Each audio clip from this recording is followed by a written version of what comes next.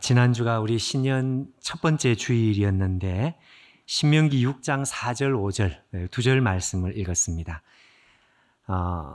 설교 제목이 지난주 설교 제목이 이제 하나라고 했는데 정말 말 그대로 하나님과 우리 사이의 관계의 본질 하나님과 우리 사이에 결혼 언약을 맺었는데 이 결혼 언약의 본질이 무엇인지를 보여주는 아주 대강령과 같은 말씀이 우리가 오늘 읽은 이 4절 5절 말씀이었습니다. 유일한 여호와시니 숫자를 말하는 것이 아니다 그랬죠. 예.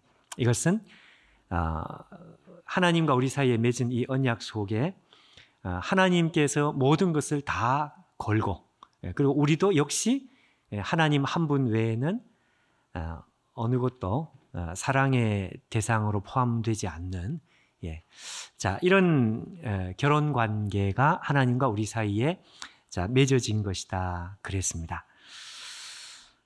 한마디로 정말 이 겁나는 관계다. 하나님과 우리 사이의 관계는 겁나는 관계다.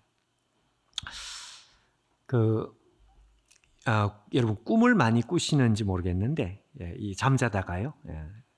성령의 꿈이 아니고 잠자다가 꾸는 꿈. 저도 이렇게 원해서가 아니라 그 꿈을 이렇게 좀 이렇게 꿈을 꾸다 보면 옆에서 집사람이 막 흔들기도 하고 아마 개꿈을 꾸는 거죠. 예.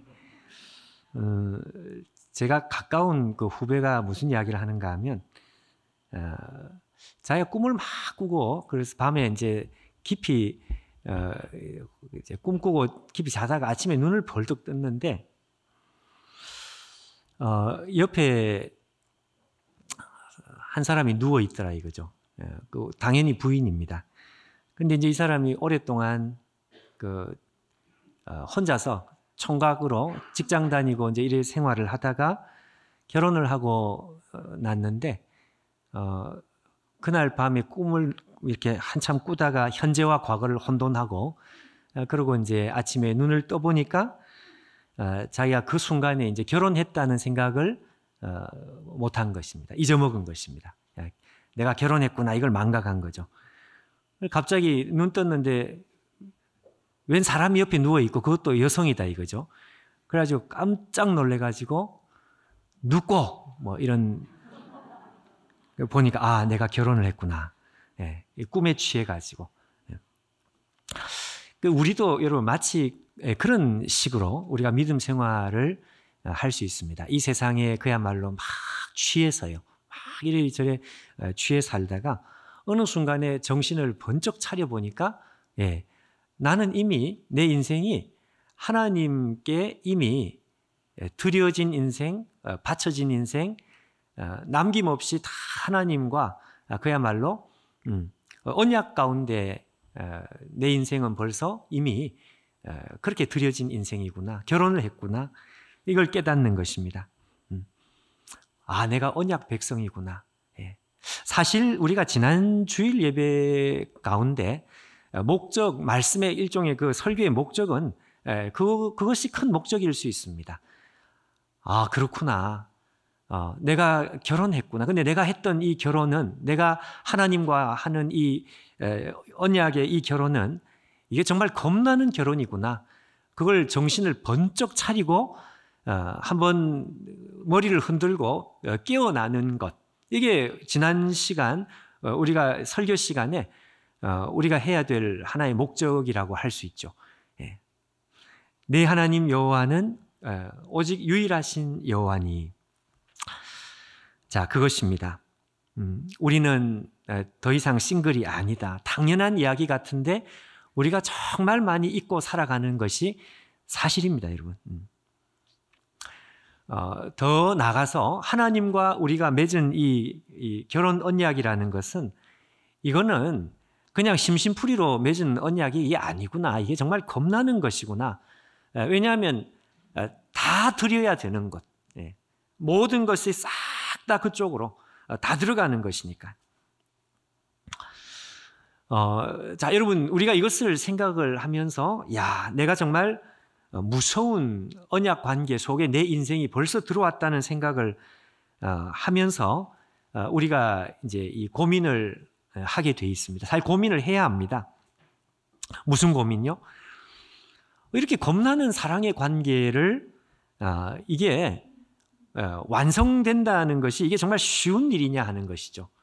그러니까 하나님, 쉽게 말해 하나님 한 분만 정말 목숨을 다 걸고 모든 것을 다 걸고 하나님을 그 한 분만 사랑하는 것, 이게 정말 쉬운 일일까? 이 생각을 해보면 이게 정말 쉬운 일이 아닙니다. 왜?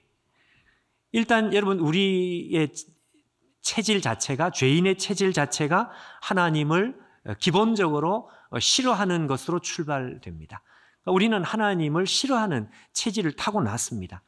하나님 백성이 되었지만 그 체질은 즉시 변하는 것이 아니다 이거죠. 그리고 사람이 우리의 육신의 눈에 보이지, 우리의 모든 것을 다 바친 하나님은 우리의 육신의 눈으로 보이지 않습니다.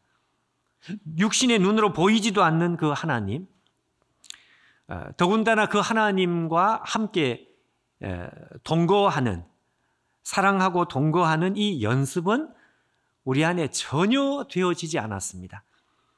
그리고 우리 체질 자체는 하나님을 안 좋아하는 체질.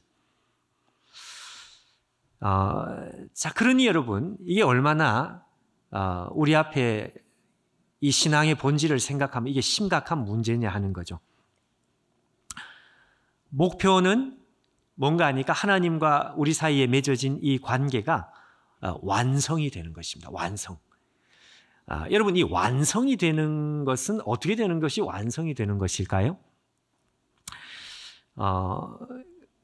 그 연로하신 분들을, 전국에 그 연세가 많은 분들을 찾아다니면서 이렇게 사회학적인 어떤 그 인터뷰 조사를 하는 그런 어떤 그 책을 본 적이 있습니다.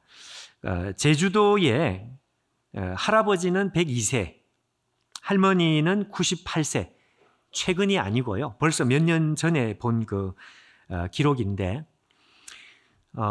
그 당시로 결혼하신 지 80년, 결혼 80년 주간 80주년이 되는 이런 할아버지와 할머니였습니다. 그러니까 여러분 대단한 것이죠. 할아버지가 102세고 할머니가 98세인데 아직 정정하셨어요. 그 이제 그 인터뷰하신 이 기자가 그 할머니에게 물었습니다. 할머니, 결혼하신 지 80년이나 되셨는데 아직 할아버지 사랑하세요? 라고 물었어요. 이 할머니가 뭐라고 대답했는가 하니까 저 영감은 늙어서 싫어, 이렇게. 저 영감은 늙어서 싫어. 근데 그 말씀을 하시면서 인상적인 것이, 그 말씀을 하시면서 이 할아버지의 손을 꼭 잡고 있더라고요. 한순간도 놓지 않고 할아버지 손을 꼭 잡으면서 나는 저 영감 싫어, 뭐 이렇게. 근데 여러분, 제가 이 기사를 보면서 그 마음에 인상적인 것, 그리고 혼자서 좀 깊이 생각을 한 게 뭔가 하니까요. 이 기자가 했던 말이었습니다. 나는 저 영감이 늙어서 싫어라고 말하면서 손을 꼭 잡고 있는 이런 모습들, 이 긴 인터뷰를 다 진행을 하고 난 뒤에 이 기자가 느낀 그 한마디의 느낌이었습니다. 그 느낌을 뭐라고 표현을 했는가 하면, 한마디로 자연스러움, 그랬어요. 자연스러움. 저는 이 자연스러움이라는 말이 참 그 마음에 깊이 와닿았습니다. 그러니 이 두 분이 대화하는 것이 너무너무 자연스럽고, 눈빛이 자연스럽고, 목소리가 자연스럽고, 농담도 자연스럽고, 여하튼 모든 것이 자연스럽다. 자, 여러분, 이 자연스러움이라는 말은 참 우리에게 시사하는 바가 중요하다고 생각합니다. 왜 그런가 하니까, 사랑의 관계가 깊어지고 깊어져서 이게 완성의 단계로 가까워지면 가까워질수록 그 사랑은 어떻게 되는가? 이 기자가 말한 대로 자연스러움인 거죠. 자연스러움. 한번 생각해 보십시오. 결혼한 지 일주일 되었다, 1년 되었다 신혼부부들 가운데에는 두 사람 사이의 사랑은 물론 뜨겁습니다. 뜨거운 사랑이 있는 것 같기는 한데 조심스러워요. 예. 잘못하면 또 폭탄이 터질지 모른다. 예. 조심스럽고 그런 거죠.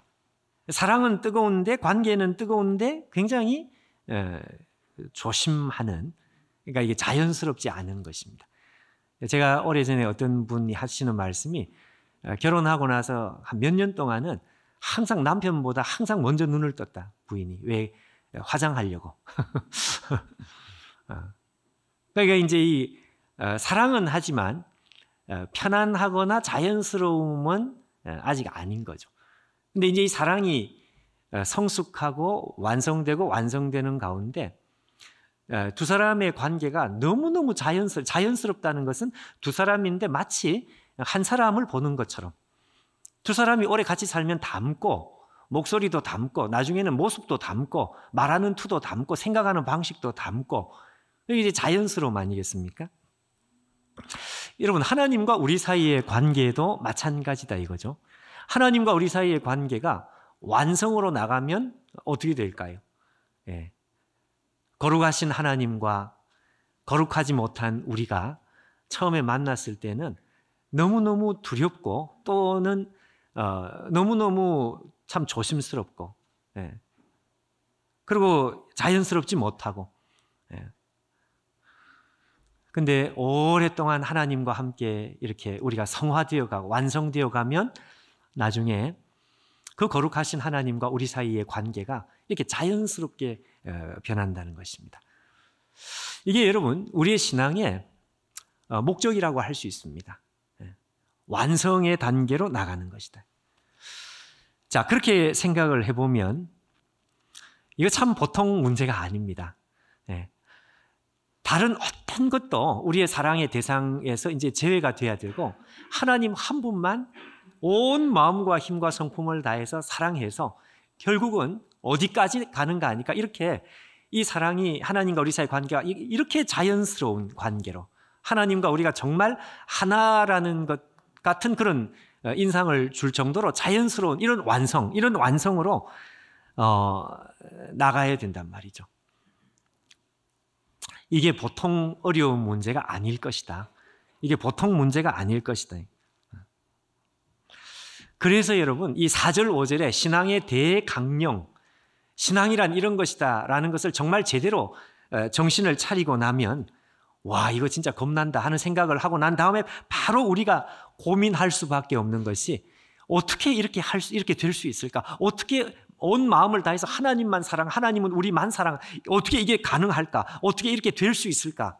자, 이런 고민이 될 때, 그래서 여러분 오늘 4절 5절 말씀을 읽고 난 다음에는 6절 말씀을 대단히 조심스러운 마음으로 읽어볼 수밖에 없습니다. 6절이 해답입니다. 해답. 어떻게 그렇게 될 수 있을까? 그 하나님 한 분만 사랑할 수 있을까? 우리 같은 체질이. 자, 여기에 대한 6절 이하의 하나님의 답변은 아주 명확합니다. 이것 외에는 다른 어떤 것이 없느니라. 6절에 보시니까 이렇게 되어 있죠. 오늘 내가 내게 명하는 이 말씀을 너는 마음에 새기고. 자, 여러분, 하나님의 대답은 너무너무 명확합니다. 하나님의 대답은 딱 한 가지입니다. 우리와 같이 하나님과 우리 사이에 체질이 전혀 맞지 않는, 그런데 하나님과 우리 사이가 진짜 하나가 되는 그런 관계가 되기 위해서는 오늘 하나님께서 대답하시는 것은 말씀입니다. 말씀.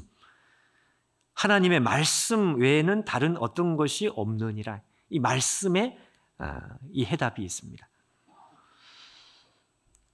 아마 여러분 이렇게 우리가 쓱하니 읽고 넘어가면 아마 우리 속에 분명히 그런 생각이 드는 분들도 계시겠죠. 성경 열심히 읽으라는 뜻이구나. 나는 어릴 때부터 귀가 따갑도록 들었다. 맞습니다, 여러분. 결론은 똑같은 결론인데, 우리가 오늘 이 말씀을 보면서 좀 근본적인 생각을 좀 해볼 필요가 있죠. 성경을 보는 것은 이건 실용적인 접근이고, 실용적인 접근이 아니라 더 근본적인 접근. 왜 말씀이냐는 것입니다. 왜 말씀이냐?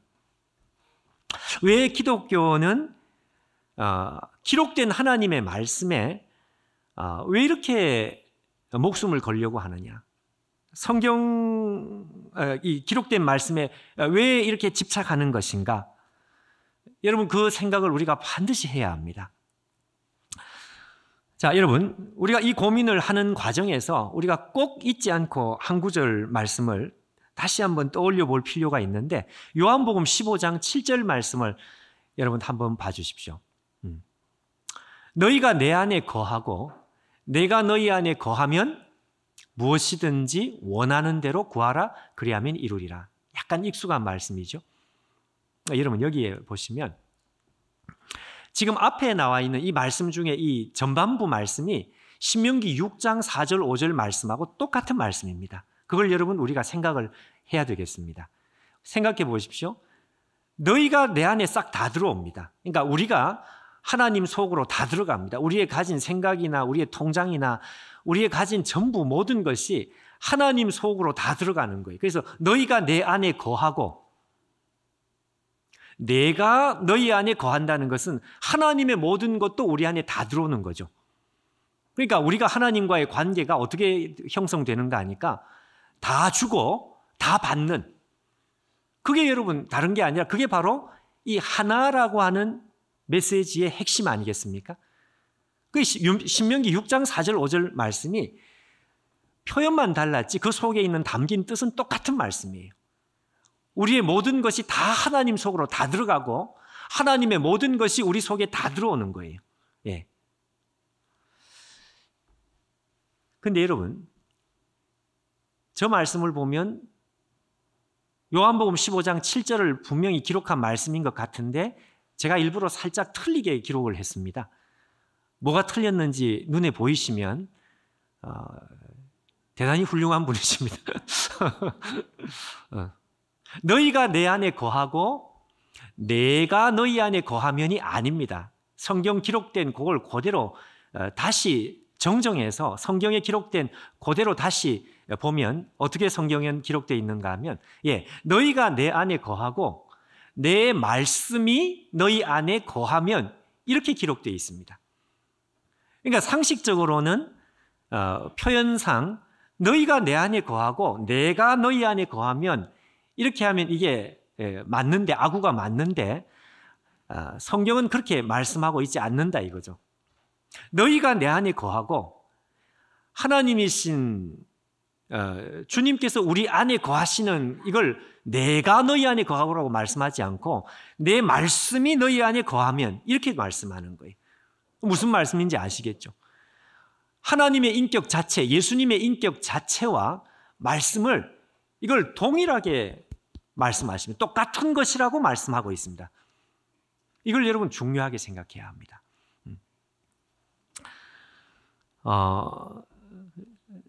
그러니 여러분 단지 성경을 많이 읽자 그게 아니라 하나님께서 이 중차대한 신앙의 가장 근본적인 문제, 모든 것을 왜 이 말씀에 걸어 놓았느냐 이거죠. 말씀에. 여러분 좀 근본적인 질문입니다.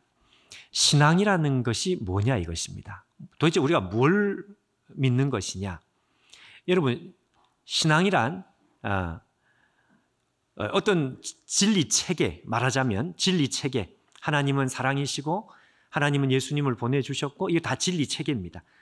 다른 말로 하면 교리 체계. 여러분 우리가 믿는 신앙이라는 것은 이런 진리 체계를 믿는 것이 신앙이라고 말할 수 있을까요? 여기에 대해서는 조금 고민이 생깁니다. 왜 그런가 하면 진리 체계를 믿는 그 자체가 신앙이 아닐 수도 있으니까. 무슨 이야기인가 하면요, 진리 체계는 믿는데 하나님과 실제로 사귐이 없을 수도 있기 때문에, 그러니까 신앙이라는 것은 진리 체계를 믿는 것이다 이렇게 말해서는 안 됩니다. 진리 체계를 믿는 게 아니고요, 하나님을 믿는 것이죠. 그러니까 하나님을 사귀는 것이다. 하나님과 교제하는 것이다. 여러분, 가령 누군가가 저에 대한 정보를 많이 입수를 해가지고 누군가가 저에 대해서 많이 알고 있단 말이죠. 그 사람은 저와 관련된 정보를 많이 가지고 있는 사람일지는 모르겠지만 나중에 제가 그 사람을 딱 맞닥뜨렸을 때 전혀 모르는 사람일 수도 있습니다. 하나님과 우리 사이의 관계도 여러분, 하나님에 대해서 우리가 많은 진리 체계를 수집을 해서 교리 체계를 수집을 해서 머릿속에 저장도 하고 답도 쓸 수 있고 이렇게 해가지고 하여튼 많은 지식을 가졌는데 나중에 하나님 앞에 딱 섰는데 하나님께서 글쎄 나는 너가 누군지를 모르겠어 라는 대답이 여러분 나올 수 있을지도 모르겠죠. 얼마든지 그럴 가능성이 있는 거죠. 그러니까 신앙은 진리 체계 자체를 믿는 것이 아니고 하나님을 믿는 것이고 하나님과 교제하는 것이고 그 하나님을 아는 것이다. 이게 신앙의 본질이다. 이게 본질. 그래서 여러분 요한복음 17장 3절에 그 유명한 말씀, 영생은 곧 유일하신 참 하나님과 그의 보내신 자 예수 그리스도를 아는 것이다. 진리 체계가 아니고 그분을 교제하는 것이다. 그분과 사귀는 것이다.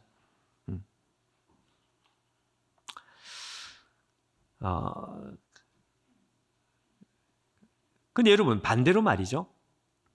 그분과 사귀려면요. 하나님과 이렇게 가깝게 알고 사귀고 교제하고 이게 본질인데 그게 되려면 기본적으로 진리 체계를 알아야 합니다. 당연하죠. 하나님에 대해서 아무것도 모르는 사람이 하나님과 사귈 수 있겠습니까? 그러니 자, 여러분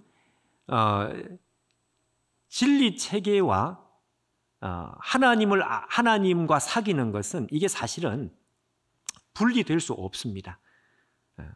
자, 예를 하나 들어보면 이렇게 예를 들 수 있습니다. 좀 쉬운 예를 우리가 한 가지 기억을 했으면 좋겠는 것이, 만약 여러분 제가 지금 이 시간 말을 하다가 목이 갑자기 말라서 말을 못하게 해서 제가 물 좀 주십시오, 물을 달라, 제가 물을 달라고 부탁을 했습니다. 그럼 여러분 물을 제가 받을 때 물을 어떻게 저한테 전달이 될까요? 이렇게 오겠죠. 물이 이렇게 오겠죠. 그리고 이렇게 물을 마시겠죠. 자, 여러분, 저는 이렇게 물을 받은 뒤에 이걸 쳐다보면서 물이라고 말하지 컵이라고 말하지 않습니다. 이걸 들고 저는 물이다 이렇게 이야기한단 말이에요. 물. 마치 여러분 물은 뭐하고 똑같은가 하니까 하나님 자신과 똑같습니다. 이 컵은 뭐하고 똑같은가 하니까 진리 체계, 기록된 말씀으로 기록된 진리 체계, 그거하고 똑같습니다. 근데 이 물이 저한테 오려면 이 진리 체계, 말씀, 기록된 교리 말씀, 이 말씀을 통해서 이 컵에 담겨서 저한테 오는 것이죠. 근데 저는 이걸 들고서 물이라고 말을 합니다. 그러나 컵이라고 말을 해도 괜찮습니다. 물이 담긴 컵. 근데 문제는 컵만 있고 이 속에 물이 없으면 그거는 이제 큰 문제가 됩니다. 바리새인, 큰 문제가 됩니다. 여하튼 이 속에 물이 담겨 있고 컵이 있습니다.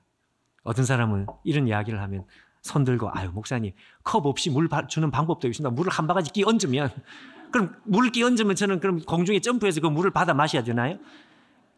그런 생각을 하면 안 되고요. 여하튼 물이 올 때에는, 저한테 물이 전달될 때, 이게 본질은 물인데 하나님이 전달이 될 때에는 이 컵을 통해서 전달될 수밖에 없는 거예요. 말씀을 통해서 전달될 수밖에 없어요.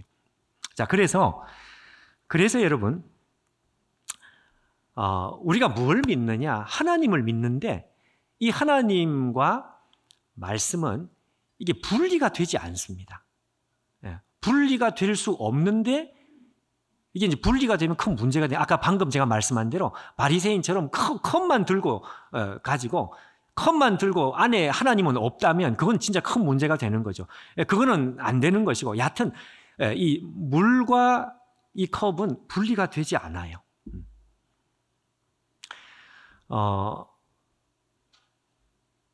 그래서 성경 말씀 그렇게 하는 것입니다. 성경 구절 한 구절만 한번 봐주십시오. 로마서 8장 2절 말씀을 한번 봐주시면 이렇게 되어 있습니다. 이는 그리스도 예수 안에 있는 생명의 그 다음 표현인데요. 성령의 법, 생명의 성령의 법이 죄와 사망의 법에서 너를 해방했다. 여러분 여기서 성령의 법이라는 표현이 있습니다. 저건 무슨 뜻인가 하면 우리에게 생명을 주시는 중요한 건 성령이라고 하는 법. 성령과 법은 동격입니다. 동격. 하나다. 똑같은 거예요. 성령이라는 법. 성령은 누구시냐? 성령은 하나님이시죠.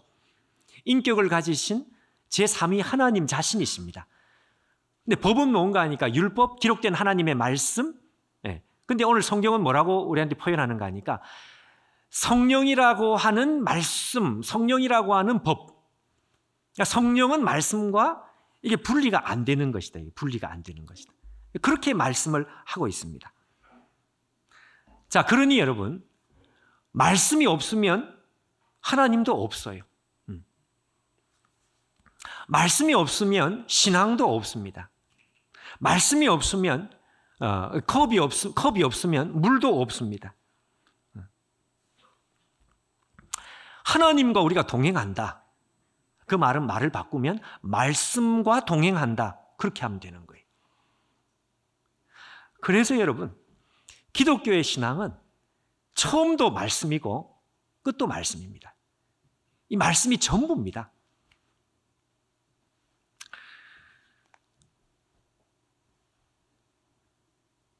우리가 하나님 한 분만 사랑하는 것이다 라고 신앙의 대강령을 선포한 다음에 그 다음에 그 하나님을 말씀으로 표현을 바꾸는 거예요.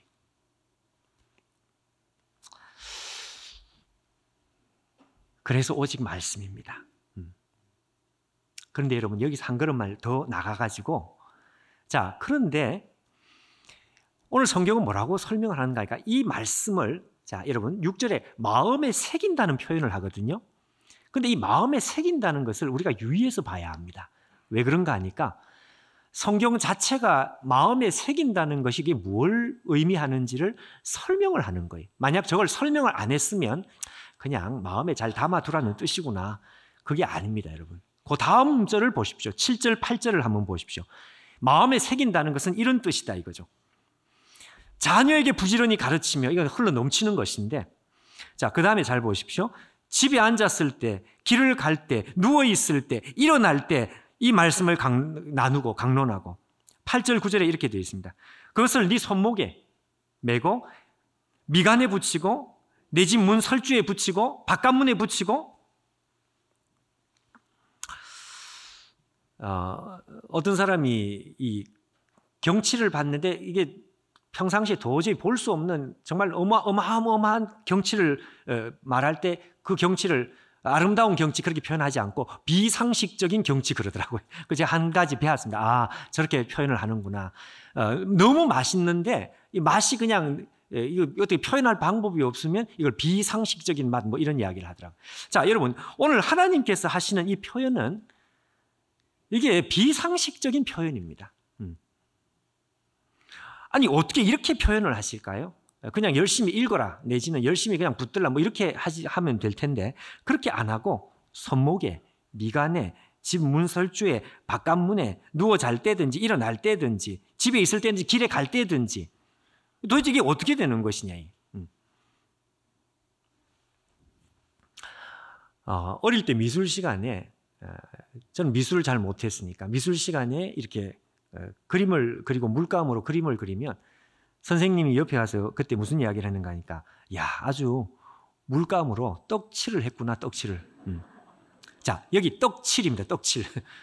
이게 지금 좋은 표현은 아니지만 어쩌면 여러분 기억을 잘하는 데 있어서 이 떡칠이라는 표현이 이 표현을 할까 말까 하다가 여러분 돈을 적당히 그냥 쓰면 이게 근데 이게 완전히 돈으로 그냥 도배를 한다. 돈을 그러면 그럴 때는 우리가 떡칠을 한다 내지는 도배를 한다 이런 말을 하죠. 예.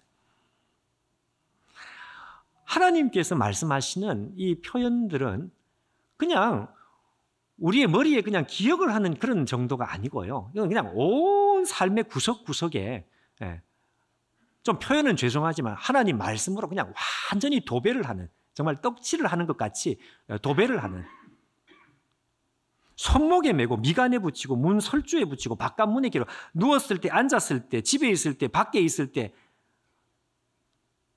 이렇게 말씀을 하는, 이거는 비상식적인 표현입니다. 그래서 여러분 오늘 설교 제목이 하나님의 말씀에 완전히 둘러싸여, 이런 표현으로 제가 이렇게 표현을 해본 이유가 이게 다른 것이다 이거죠. 다른 것이다. 우리가 하나님의 말씀을 이해하고 머릿속에 담고 있는 것하고 이 말씀과 여러분 동행하는 것하고는 이게 다른 것입니다. 전혀 다른 것입니다. 지난주에 후배 목사님 한 두 분이 제 사무실에 찾아오셔가지고 이제 수련회를 이제 한 이틀 이렇게 저한테 부탁을 하는데, 설교 부탁을 하면서 부탁만 하는 게 아니라 평상시에 이렇게 하고 싶었던 이야기가 많아서 저하고 좀 이야기를 하자. 이래서 여러 가지 이제 저한테 뭘 질문을 할 걸 잔뜩 뭘 가지고 왔어요. 그래가지고 설교 준비는 어떻게 하십니까? 여러 가지 저한테 질문을 하시더라고요. 그러면서 대뜸 저한테 질문을 하시는 게, 목사님 요새 고민이 뭡니까? 그러게. 고민이 뭡니까? 제가 그냥 적당하게 대답을 해도 되는데 그 질문이 워낙 진지해가지고 제가 정말 저도 진지하게 솔직하게 있는 그대로 제 마음속에 있는 걸 그냥 그대로 제가 고백을 했습니다. 사실 나 이런 고민하고 있다. 제가 그 목사님들한테 했던 이야기가 무슨 이야기인가 하면요. 당신들이 저한테 이제 여러 가지 설교하는 것도 물어보고 어떻게 준비한 이런 것도 물어봤는데, 근데 지금 제 솔직한 제 고민이 사실 있다. 그 고민이 뭔가 하니까, 여태까지는 이 하나님의 말씀을 어떻게 하면 이해를 해볼까, 그게 나에게는 가장 큰 고민이었다. 내가 평신도가 아니라 말씀으로 섬겨야 되는 사람인데 말씀을 알아야 될 거 아니에요. 그런데 말씀은 읽어도 모르겠더라. 그래서 책도 보고 했는데 그것도 한계가 있고, 하여튼 막 물불을 가리지 않고 정말 울며 불며 기도하며 말씀을 조금 더 이해를 해보려고 막 노력을 해온 시간이었다고 한다면, 지금도 아는 말씀보다 모르는 말씀이 훨씬 많지만, 근데 고민이 요즘 와서 이렇게 새로운 고민이 또 생기는 것이 있더라. 그게 뭔가 하니까, 하나님 말씀을 이해하는 것이 문제가 아니고 진짜 중요한 것은 동행하는 것이 중요하다는 것을 고민을 했고, 그것 때문에 내가 요즘 내 삶을 좀 자꾸 이렇게 돌아보고 자꾸 그 생각을 제가 많이 한다. 내가 그 솔직한 이야기를 했습니다. 이 동행한다는 게 무슨 이야기인가 하니까, 그래 하나님의 말씀을 깨닫기 위해서, 그리고 말씀을 전하기 위해서 막 이렇게 애를 쓴 것, 그건 나쁜 것은 아니겠죠. 그런데 문제는요, 생활 구석구석이 문제였습니다. 제가 하루를 지나고 가만히 하루의 시간들을 이렇게 돌아보면 정말 내 생활 구석구석 속에 하나님의 말씀이 나와 정말 따라다녔느냐, 바로 그 생활 현장 속에, 그 속에 하나님의 말씀이 나한테 떠올랐느냐, 그 말씀이 나를 지도했느냐, 그 말씀과 내가 그 현장 속에서 동행하고 있었느냐, 이거는 다른 문제라는 걸 깨달았다. 그리고 많은 경우에 내 생활 구석구석에는 하나님의 말씀이 실제로는 없는 경우가 많았다. 그냥 머리에 설교 준비할 때 머리에 있는 것은 많이 있었을지 모르겠지만, 실제로 내 삶의 현장 속에 나를 그냥 내 마음의 입에서 튀어나오고 내 생활을 통제하고 나를 인도하는 그 말씀이 내 속에 있었느냐, 그 아닌 경우가 굉장히 많다는 걸 내가 발견하고 내가 그걸 고민하고 있다. 제가 그 이야기를 했습니다. 지금은 이제 간접적으로 다시 이야기를 하는 거죠. 여러분 어떻습니까?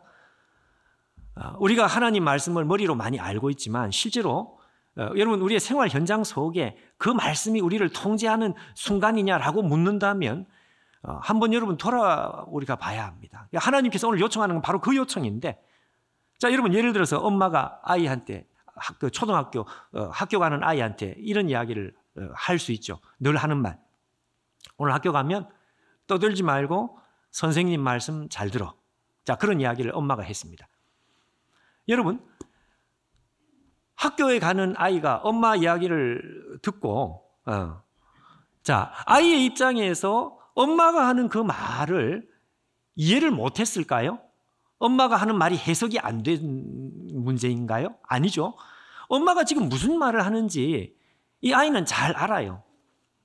학교 가서 말 그대로 수업 시간에 떠들지 말고 선생님 말씀에 집중해라. 그걸 애가 왜 모르겠습니까? 근데 이제 문제는 뭔가 하니까 실제로 수업 시간이 딱 되었을 때 그때 그냥 오만 가지로 떠들고 하는 게 문제죠. 그게 문제죠. 그러니까 엄마의 말씀이 해석은 되는데 실제로 생활 현장 구석구석에서 이 엄마의 말씀이 나를 통제하지 못하는 것이 문제입니다. 그게 문제입니다. 그러니까 여러분, 제가 지금 무슨 이야기를 하는가 하니까 이걸 이해를 하는 거하고 이 말씀과 동행을 하는 것은 이거는 전혀 다른 문제다. 전혀 다른 문제다. 그게 여러분 실제로 저는 고민이 되는 것입니다. 그래서 어떻게 할까? 그래서 어떻게 하든지 말씀을 암송을 해볼까? 네. 오늘 성경이 우리에게 말씀하는 것은 무슨 말씀인가 하니까요. 단지 성경 공부 시간을 좀 늘려라 이런 이야기가 아닙니다. 그게 아니고 너희들이 하나님의 말씀에 완전히 둘러싸여야 되고 이 둘러싸인 이게 현장 속에서 둘러싸여야 되고 둘러싸인 하나님의 말씀이 실제로 생활 현장 속에 너희들을 통제를 해야 돼. 통제, 컨트롤을 해야 되겠다.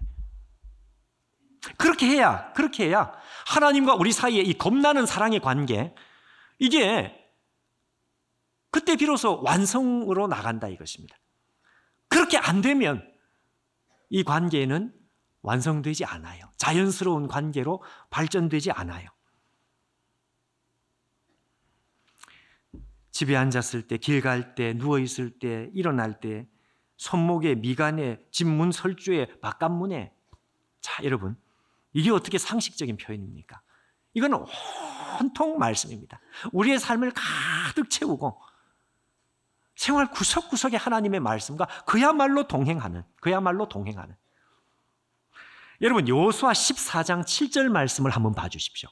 앞에 여호수아 14장 7절에 보면 여호수아가 아니라 갈렙, 갈렙이 나이 80이 되어서 고백하는 고백입니다. 여호수아 앞에 고백하는 고백입니다.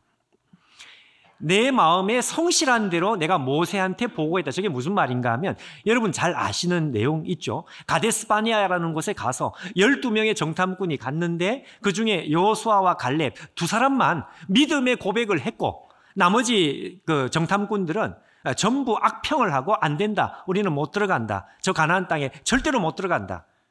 근데 나머지 여호수아 갈렙 두 사람만 믿음의 고백을 한 거죠.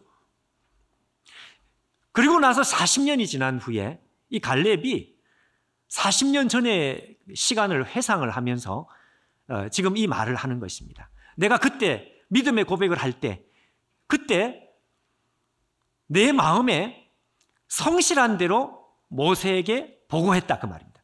근데 여러분 저기 성실한 대로라는 저 말이 영어 성경에 잘 특히 ESV에 잘 제대로 번역이 되어 있습니다. 저게 성실한 대로가 아니고요. 내 마음에 있는 그대로 그 말입니다. 이게 무슨 뜻인가 하니까요. 내가 말을 성실하게 했다 그게 아니고 내 마음 속에 있는 그대로 내가 보고를 했다. 내 마음에 있는 게 도대체 뭔가요? 내 마음에 있는 게 무엇이냐? 하나님의 말씀이었습니다.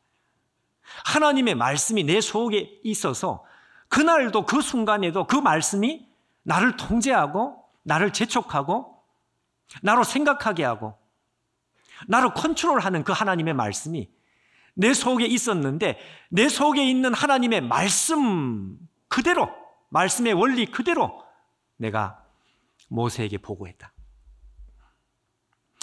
아마 그날 아침에 여호수아와 갈렙은 큐티를 했던 것 같아요. 그날도 잊지 않고 큐티를 했든지 아니면 새벽 기도를 했든지 아니면 혼자 통독을 했든지 그 말씀이 그 속에 있었다. 근데 더 중요한 것은 말씀이 그날 아침에 새벽 기도로 머리에 남아있는 말씀이 아니라 이 말씀이 여호수아와 그리고 이 말을 하는 갈렙과 동행을 했던 것입니다. 동행을. 그래서 모세 앞에 보고를 하는 바로 그 현장에 이 말씀이 자기 일을 컨트롤하는 거예요. 컨트롤. 이 말씀이 여호수아와 갈렙의 마음에 그대로 남아 있었고 그 말씀의 눈으로 봤고 그 말씀의 원리로 말을 하고 동행하는 것이죠. 그러니까 오늘 하나님께서 말씀하시는 이 오늘 본문 내용은 성경을 좀 더 많이 읽어라 이런 정도가 아니다 이거죠. 이런 게 아니다. 공부를 더 많이 그 정도가 아니다 이거죠. 완전히 너희 생활 전체를 죄송한 표현이지만 떡칠을 하듯이 도배를 하듯이 구석구석에 자 여러분 이사야 30장 20절 말씀을 한번 봐주십시오. 이렇게 되어 있습니다. 이게 지금 앞으로 메시아 시대를 예언하는 것인데 하나님께서 이렇게 주께서 너희에게 환난의 떡과 고생의 물을 주셨지만 그러나 네 스승을 숨기지 않게 네 스승이라는 것은 메시아를 말합니다. 하나님께서 메시아를 주실 텐데 중요한 것은 그 다음 절 이렇게 되어 있습니다. 메시아가 이 땅에 오면 어떤 일이 벌어지느냐 너희들이 오른쪽으로 가든지 왼쪽으로 가든지 네 등 뒤에서 말씀 소리가 들린다. 말씀 소리가 들려가지고 네 등 뒤에 올라타고 있는 그 말씀이 너로 하여금 왼쪽으로 오른쪽으로 이게 바른 길이다. 이게 나쁜 길이다. 이것이 바른 길이니 너희는 이리로 가라 할 것이다. 저걸 말씀하는 것입니다. 하나님의 말씀이 우리의 삶과 동행하는 거죠. 동행. 같이 가는 거죠. 같이 사는 거죠. 말씀이. 구석구석에서 그 말씀이 우리에게 말씀을 하는 거예요. 저 원리가 여호수아와 갈렙에게 그대로 적용이 되는 것입니다. 우리가 살아가는 삶의 현장에 머리에 있는 말씀이 아니라 우리를 움직이는 말씀, 동행하는 말씀, 그 말씀이 우리를 인도하는 거예요.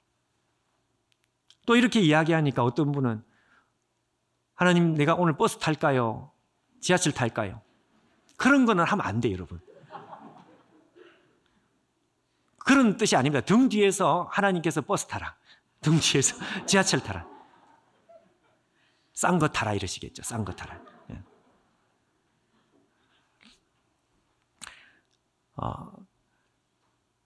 여러분 한 말씀만 더 보십시오. 이게 지금 무슨 뜻인지를 이해하는 것입니다. 오늘 말씀이. 에스겔 3장 3절 말씀을 한번 봐주십시오. 자, 여기 보면 하나님께서 에스겔이 하시는 말씀이 인자야 내게 주는 이 두루마리 말씀을 너는 많이 읽어라 아니고요. 그게 아니고 뭐라고 되어 있는가 하니까 배에 넣어라. 창자에 채우라. 이거 비상식적인 표현입니다. 이게 어떻게 되는 것입니까? 머리에서 발끝까지 순대 채우듯이 꽉 채우는 거예요. 그냥 말씀을. 그래가지고 어디에 가든지 이 말씀이 우리 가운데 그냥 나를 그냥 주장을 하는 온 영혼의 하나님의 말씀이 자꾸 이 떡칠이라는 표현이 죄송하지만 하여튼 떡칠이 되어서 이 말씀이 나를 컨트롤 생활 현장 구석구석에서 여호수아와 갈렙을 컨트롤하듯이 네 등 뒤에서 컨트롤하듯이 에스겔 2장 6절에 보니까 왜 우리가 이렇게 해야 되느냐 하나님께서 이렇게 대답하십니다. 왜 우리가 꼭 이렇게 해야 되느냐 네가 가시와 찔레와 함께 있으며 전갈 가운데 거주할 것이다. 그러니까 수많은 사람들이 너를 찌를 것이다. 네가 찔리고 아플 텐데 찔러도 안 아프려면 이렇게 하는 수 말고는 다른 길이 없다. 하나님의 말씀이 너를 컨트롤하는 것 외에는 네가 이 세상에 상처받지 않고 사는 다른 방법은 없는 것이다. 그렇게 말씀하는 거예요.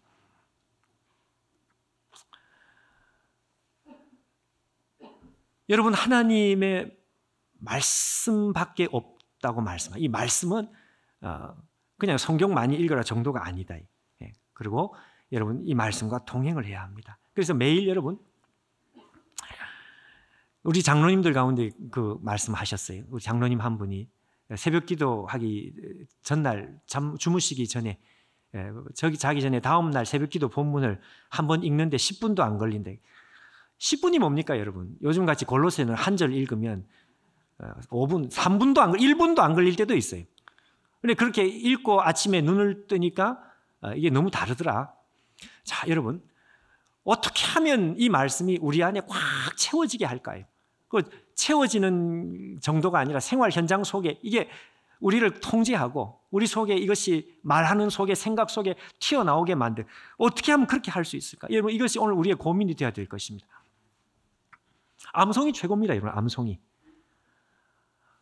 말씀을 이해하는 것은 우리가 뭐 성경학자가 아니니까 이해를 못하는 부분도 많이 있겠지만 여러분, 말씀 이해가 안 되는 것보다 이해가 되는 게 훨씬 많잖아요. 그리고 이렇게 목회자가 있고 하는 것은 그 말씀을 열심히 연구해서 같이 나누라고 하신 것이니까 하여튼 여러분, 우리들 가운데는 암송이 최고입니다. 암송이.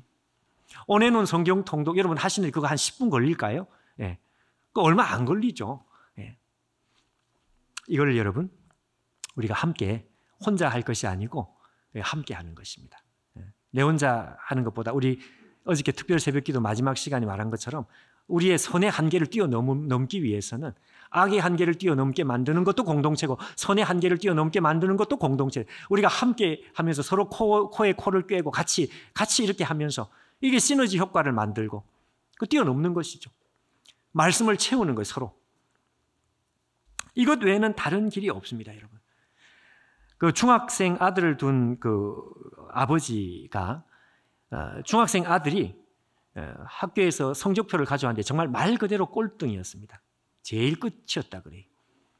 그래서 이 아버지가 아들에게 어떻게 할까? 불러 앉혀놓고 이야기를 할 시간이 안 돼. 아버지도 너무 바빠가지고 애 얼굴 볼 시간이 없는 거예요. 그래서 이분이 결심을 했다 그랬습니다. 어떻게 결심을 했는가 하니까 아들한테 매일 편지를 쓰는 거예요. 메일을 쓰든지 매일 편지를 쓰는 거예요. 무슨 뭐 잘해라 뭐 이런 게 아니라 아버지가 어떻게 살았고 아버지는 이렇게 컸고 뭐 하면서 계속 편지를 6개월을 하루도 빠지지 않고 보내는. 그 아들은 한 번도 답장을 안 하는 거죠. 그런데 아들이 그 편지를 읽은 거예요. 매일 오는 편지를 읽고 아버지를 이해하고 아버지 마음을 알고 그걸 한 6개월이 지났는데 글쎄요. 이 아이가 6개월 뒤에 1등을 했답니다.